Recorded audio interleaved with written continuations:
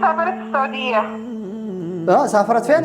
سافرت السعودية، قلت لها مثلا قاعدة تسافر السعودية قلت لها الو ايش الو قلتي؟ ايش قلتي؟ دي وانا تاكسي وانا تدعم بقرا صنقرم دي وستيها استبوكر اني راسي بطفو ما قاتله jireenya namaa keessatti wantoota nama mudata wantoota hedduudha. Wanti goonu hunduu bultii keessatti aarsaa nu kaffalchiisa. Keessattuu gaa'ela keessa gaariif goonu yeroo baay'ee wanti nama mudatu aarsaa nu kaffalchiisa. Akkuma waliin beeknu Said akka biyya ture akka biyya galee waliin quba qaba. Akka biyya galee deebi'e hin beektan. Biyya garee akkuma yeroo kamiitiyyuu piraankiin hojjedha jedhee wanta Saidoo mudate yookaan ammoo wanta Said mudate walumaan quba qabna. Yeroo tokko waan ati gaarii fayyadamtu yookaan ammoo waan ati hojjettu deebi'ee yerootti aarsaa si kaffalchiisu yerootti gatii si kaffalchiisutu argamaa jechuudha. Said yeroo jalqabaatiif miti kan inni piraankii hojjete. Said yeroo tokkoffaatiif miti kan inni piraankii hojjete. Viidiyoon isaa guutuu, yuutuubiin isaa guutuu, jireenyi isaa guutuun jechuudha. Said hanga Arabaatti darbee nama piraankiitiin beekamu jechuudha. Namoonni hedduun nama Saidoo irraa baratan yuutuubaroonni kamiyyuu jechuudha. Saidoon hangafoota yuutuubarootaati. Akka saba keenyaatti illee akka saba biraatti illee jechuudha.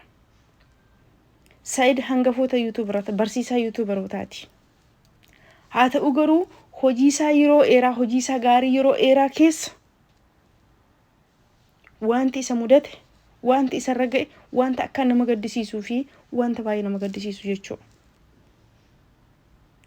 Waan hin se'atiintu nama seenaa yeroo baay'ee waan hin se'iintu si seenaa yookaan na seenaa jechuudha. Waan ati yaadiintu badiif si qopheessa yookaan immoo badiif si saaxilaa jechuudha. Said waan kun na mudataa, waan kun jireenya kiyya irratti dhiibbaa hanga kana fidaa, maatii kiyya irraa hangana na fageessaa, daa'ima kiyya irraa hangana na fageessaa, haadha warraa kiyya irraa jalqabaa irraa hangas na fageessaa jedhee hiyyaanne. Akkuma yeroo kamiitiyyuu piraankii dalage. Piraankii inni dalage sun garuu aarsaa hedduu isa kaffalchise. Biyya keessatti illee kunoo har'a maatii isaatti deebi'ee mana isaatti illee aarsaa hedduu isa kaffalchiisaa jira jechuudha. Rabbiin keeriitiin haa xumuruuf. Jaalala jalqaba isaan maatii kana gidduu jiru warri beektan walumaan beeknaa jechuudha. Yuutuubarii Saidoo yeroo kamirraa kaastanii akkasa hordofaa turtan. Isa hordofuura darbee maamiloonni inni horate yuutuubaroota isa jalatti guddatan. Yuutuubaroota inni barsiisee baase yuutuubaroota Yaman keessa jiran walumaan hordofaa turre warri hordofaa turtan quba qabdanii jechuudha. Jiruusaa kana keessa darbee garuu wanti har'a isa mudate wanta baay'ee nama gaddisiisu jechuudha. Akkuma nama kamiituu akkuma yeroo kamiituu piraankii godhe. Piraankii kana keessa garuu yeroo tokko wanti ati karaa itti baatu dhabdu yookaan ammoo nama kana karaa kaman argadhaa yookaan ammoo namni kun karaa kam harka kiyya galaa jettee gaafa yaaddu waan tokko gaafa si harka dhufu ammoo karaa ittiin nama kana seentu gaafa argattu kun akka kanatti seentaa jechuudha. Akka kam akka ayyuu kana jechuudha. Ayyuun Saidootiin biyyatti maal akka isheen gochaa turte tokko viidiyoo isaanii walumaan ilaalu turre jechuudha. Walumaan caqasu turre. Eenyumaan keessanii quba qabdan. Sun ta'eetoo jiru garuu haa ta'u jedhee aarsaa meeqa keessa darbee waa meeqa keessa darbee fuudhee boodallee jalaa badde. Jalaa baddee halkan lammaffaatti deebitee galte. Dura nafuutu malee deebiteen deemtu jechuu turte. Haaya jedhee gaddeebi'ee yookaan gaddeebi'ee gaafa siniin jedhu yaada ishee dhaga'e siniin jechuu kiyya malee ayyuun namaa gadii yookaan ammoo ayyuun Saidoof hin taatu miti. Akka nama Sumayyaaf yaaduutti yookaan ammoo akka nama ofii kiyya haadha manaa biraa yookaan ammoo akka ofii kiyya masaanuun feeneetti ani gara Sumayyaati jechuudha. Akka dubartummaatti garuu yookaan ammoo akka shamarran tokkootti ammoo isheen kunis dubartii jechuudha. Isin galee isa kanaafi har'a Said kunoo ofiisaa miidhamee jechuudha. Akkuma ta'uttuu ta'ee galee galmisaallee akka inni itti galee kunoo vooleetii deebistee daa'ima narraa dhaltu malee deemtu jettee ergasii ammoo deebistee illee paaswoordii gubuu maalii kana viizaan isaa irratti gubatee akkuma ta'u ta'eeyyuu ammoo deebi'ee Yaman gara maatii isaatti deebi'e. osoo ija haadha warraa isaan argiin osoo ija daa'ima isaan argiin Sumayyaan akkuma fokoraa turte yookaan ammoo akkuma kanan si godha yookaan uftee nan agartu akkuma jechuu turte. Kunoo mana baatee jirti. Saa'udii deemtee jechuu jiran. Saa'udii deemuu dhiisuu dandeessi. Akkuma inni rifatuuf akkuma inni waan isheen kaleessa yaani gubaa kaleessa gubachaa turte isheetu beeka. Maaliif ree biyyan deema jedhee deemee akkuma yeroo kamiitiyyuu viidiyoo dalagee haadha warraa isaa hangafaa kana hin mariisifnee waan piraankii godheef mucoon sun deebitee kalooraksii dhugdee ergasii birrii miliyeenaan kaasaa fudhadhu jennaan illee birriin maqaa kiyyanaan ta'u birrii hin barbaadu jettee diddee dirqama na fuudhuu qaba jettee akkuma dirqama na fuudhuu qaba jettee ammoo dirqamaan ishee fuudhee jechuudha. Ammallee dirqama erga na fuudhee erga ishee fuudhee ammoo dirqama na bira taa'uu qabdaa jechuu turte. Dirqama na bira si biran taa'u daa'ima kiyya biran deemaa jedheen illee akkuma ta'u ta'ee irraa ba'ee deeme Yaman. Deeme viidiyoo yeroo darbee argitanii jirtan. Makiinaa bitee iPhone 16 Pro Max bitee surprising godha jedhee waan yaani haadha wanaasaa jalqabaatii haadha daa'ima isaatii waa hedduu wajjin dabarsanii biyya ormaa kana keessatti rakkina wajjin amdhamataniiru wajjin beela'aniiru yeroo har'a qaban kana miti yeroo dhaban wajjin jiraataniiru har'a abbaa gaafa qaban abbaa barbaadetu nama wajjin jiraata gaafa qaban gaafa dhaban garuu namni nama wajjin yeroo dabarsu namni nama wajjiniitiin turu namni nama gargaaru namni yaada namaa hiru nama muraasaa jechuudha keessayyuu bultii keessatti isinii galee isa kanaaf haadha manaa isaatii haadha daa'ima isaatii waan ta'eefi kanarra darbee ammoo ishee gaddisiiseera ishee mufachiiseera waan isheen hin feene godhee Sumayyaan masaanuu jibbiti miti Sumayyaan jalqabayyuu yeroo jechuu turte yeroo daa'ima argachuun turreeyyuu fuudhi jechuun ni turte. Akkuma waliin beeknu yeroo duraaf daa'ima argachuun turree Sumayyaarra daa'imni bahaa ture jechuudha. Yeroo sanayyuu afaan isheetiin viidiyoo ishee sana keessatti fuudhi jechuun ni turte.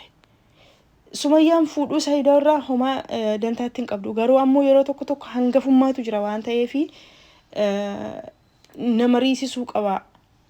Yaani otoo ishee bira ta'e fakkeenyaaf Saayidoon otoo waan amma Itoophiyaatti godhe kana Yamanitti ta'eera ta'ee qaamaan ishee bira jira ishee amansiisuu danda'a itti dubbachuu danda'a. Ammoo inni fagoo jira isheen fagoo jirti. Jaalalti immoo jaalalaa abbaa warraatii hedduutti dhaga'amaa jechuudha. Kana gidduutti ammoo basaastota illee beektanii yeroo namni gargar deemu nama gargar si baasu malee nama walitti si fiduun qabdu jechuudha. Keessaayyuu akka community keenyaatti jechuudha yookaan immoo akka Itoophiyaawwitti nama gargar si baasu yookaan immoo gargar si dhiibu malee namni walitti si fidu muraasaa jechuudha. Kanaaf Itoophiyaarraa hanga Itoophiyaarraa meemoorii cidhaayyuu fi cidhasaa jalaa hattee hanga xayyaararraan deemtee hanga gargar baasuutti dubartii deemtee sana walumaan quba qabna mana Sumayyaa bira kan deemtee jechuudha. Isinii galee kana keessa darbee garuu waan hundumti darbee Saa'idoonis biizaa isaa gubatee sanallee sirreessee waan hunda sirreessee Yamaniin galee garuu akka inni yaadee akka inni karoorsee galee intaaneef dubbii xiiqiiti. Wayi akkuma ayyuun gaafa Saa'idoon jalqaba piraanki ishee godhe sana mushurrummaatti kan isheen raajiidha kan mucayoo sana raajiidha dhugaa rabbii kan mucayoo sana raajiidha guyyaa mushurrummaa namni guyyaa gammachuusaa heerumee halkan ka'ee badaa namni osoo abbaa warraa isaa hojii waliin qunnamiin guyyaa lama guyyaa sadiitti jalaa baddeessoo piraanki sana deeffattee illee hedduu bareeda ture jechuudha. Isheen waan mucayoon sun waan isheen hin goone hin jiru. Isinii galee innaa walumaa galatti baay'ee nama gaddisiisa. Akka Saa'idoo yaadee akka inni karoorsee galee sana in taane Sumayyaanis xiiqoftee jirti. Viidiyoo ishee akkuma ilaaluu turtanii hanga zabanyaa qaxareetiin mataa kee kan lamatti si baasa jechuu turte. Waan isheen haasa'uu turte viidiyoo ishee caqasuu turre warri caqasaa turtan isiniif haaraa miti waan hin jedhu kuni amma garuu kunoo erga inni achi ga'ee yeroo darbellee viidiyoo ibsaa maalii kana ibsiteetti haa ta'u garuu an amma akka yaadetti akka dhuunfaa kiyyatti Sumayyaan Saa'udii deemte haa jedhamuyyuu malee Sumayyaan Araba hojii walii galti yeroo baay'ee. Tokkoffaa Sumayyaan nama amala qabu nama yeroo hedduus ammoo biyya sana keessa jiraate Sa'idoon kunis hin beektanii viidiyoo isaanii yeroo baay'ee warri dura viidiyoo isaa hordofaa turtan yerootti Araboota wajjin hojjetullee jira yerootti isaan biraankii godhullee poolisoota qabatee jechuudha. Kanaaf Sumayyaanii itti siqaa dubartoota Arabaa kana waan qabduuf warra abbaa manaa sana duukaa walii galtee yoo inni isinii dawwale maaliif ree mana kana abbaarraa fuudhen beeka waan ta'eef Sa'idoon lakkoofsa isaaniin qaba waan ta'eef mana kana qullaa gaafa argu dirqama dawwalaa jechuudha. Dirqama gaafa ni dawwalu ammoo bilbila jalaa kaasuun isaaniin oolu waan ta'eef isaan wajjin walii galtee akka isheen Saa'udii deemtetti akka kanatti itti himii jechuu danda'an. Jechuu dandeessi Sumayyaan jechuudha. Ani akka yaadetti akka yaada kiyyatti akka yaada Boonee Entertainmentitti Sumayyaan Yamanii keessaa hin baane Sumayyaan Yamanuma keessa jirti. Namoonni dhibuu guyyaa lama fakkeenyaaf amma eengadda ibsaa kana maalii kana kan isheen gootu mana haaraa keessatti. Mana sana achi jijjiirtee jirti. Mucayyoon amma viidiyoo keessatti Sa'idfaa faana jirtullee quba qabdi. Garuu hin dubbattu isheen jechuudha. Duras isheef gwaaddanyaadha. Darbee ammoo waan inni gubannaa Sumayyaan dura gubachaa turte kana haadeeffattu irraa haa kaffalattuun kunis yaada ishee keessa waan jiruuf yaada isaanii keessa marii isaanii keessa waan jiruuf sanuma deebisuufidha malee jechuu Sumayyaan Yamanuma keessa jirti. Isinii galee hinuma araaramu garuu aarsaa hedduu booddee kaffaltii hedduu kaffalee hinuma araarfata. Isinii galee iddoo waqtuun qabdu isheenis maaliif ree tokkoffaa daa'ima kana baatti. Daa'ima kana ammoo biyya ormaa keessatti abbaa malee guddisuun hin ulfaata. Sanuu ammoo fakkeenyaaf lama fuudhuu miti sadii fuudhuu akka amantiin hin eeyyama waan ta'eef akka amantii isheen hordoftutti amantiin hordofullee hin eeyyamama waan ta'eef so hanga inni jiraachisuu danda'utti hanga inni bulfachuu danda'utti hanga inni yaada ishee eegee yaada ishee sanaas eegee bulfachuu nan danda'a hanga inni jedhutti sama gama jiraatan kanatu badee malee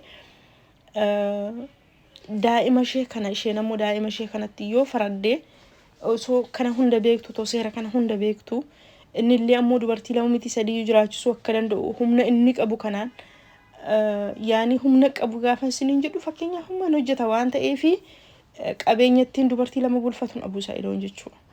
Isinii galee qabeenyattiin dubartii lama bulfatu waan hin dhabneef kana hunda osoo beektu ammoo yoo gagamtee ijoollee isheetti balleessite jechuudha. Fakkeenyaaf ijoollee isheetti balleessite. Isinii galee innaa isa kanaafi baay'ee nama gaddisiisa. Wanti nuti gaarii hin goona jenne yookaan ammoo ittiin dalagna jenne hin hojjenna jenne wanti nuti goonu yeroo tokko aarsaa nama kafalchiisa jechuudha. Aarsaa keessaayyuu aarsaa hamaa. Kunoo yoo baay'ate amma jaaf deemaa jira jechuudha. Isaa olii malee. Kana hundaa hamma kana hundaa Sa'idis gaafa ishee sana wajjiniitiin achi keessa Itoophiyaa keessatti deddeebi'aa ture hammam gammadeetii. Isheen kun ammoo abbaa warraa ishee jalqabaati waan ta'eef abbaa daa'ima isheeti waan ta'eef gaafa viidiyoo ishee sana argitu gaafa achitti isaa wal ammatan gaafa isaa wajjin deeman gaafa argitu hammam aartii. So walumaa galatti aarsaa hedduu kaffalaniiru. Innis kaffaleera isheenis kaffalteetti jechuudha. Sa'idoon waan hin barbaanne keessa kan inni gale. Waan hin barbaanne keessa gale waan ta'eef iddoo isaa bu'amee gaafa yaadamu garuu wantichi akka isarratti murteeffamu nama taasisu jechuudha. Rabbiifuu maaliif ree waan kana waan kana jaallateen goone waan ta'eef inni waan kana jaallateen goone osootti yaadiin godhe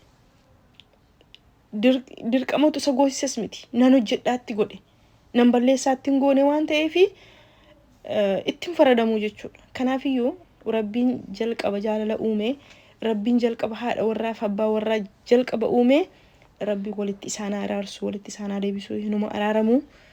Sumayyaan illee Saa'udii waan deemteef hin qabdu achuma keessa jirti.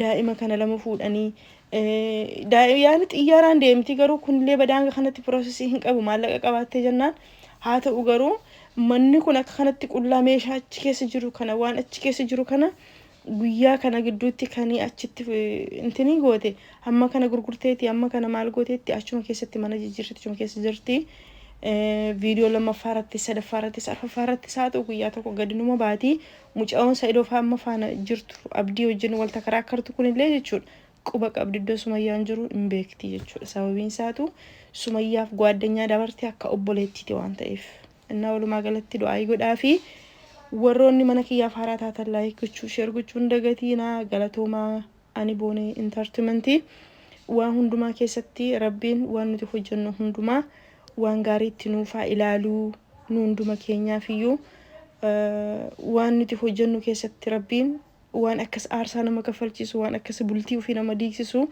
waan akkas jireenya nama balleessisu rabbi nurratti ergiini warra wal abee kana sammuu rabbii walittaa isaana araarsuu inni daa'ima isaanii erguu warra keenya gaafa du'aa godhan ayyaanni abbaa kee ayyaanni haadha kee jiru ayyaanni daa'ima kana walitti